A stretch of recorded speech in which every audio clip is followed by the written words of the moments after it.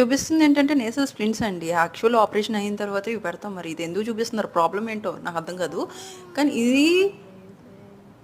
ఊపిరి తీసుకోవడం కష్టమా అంటే అవి దానికి యూజ్ చేయరు. ముక్కు వాల్వ్ బ్లాక్ అయిపోయినప్పుడు దానికి అది యూజ్ చేయరు. Actually this is a false video showing ఏంటంటే ఇది స్ప్లింట్స్ మామూలుగా ఆపరేషన్ తర్వాత యూజ్ చేస్తాము. తర్వాత ఏంటంటే ఈ యొక్క నేసల్ వాల్వ్స్ అనేవి ఉంటాయి. అప్పుడు ఈ డైలేటర్స్ యూజ్ చేస్తే కొంచెం ఊపిరి ఆడుతుంది, గ్యారంటీ ఆడుతుంది.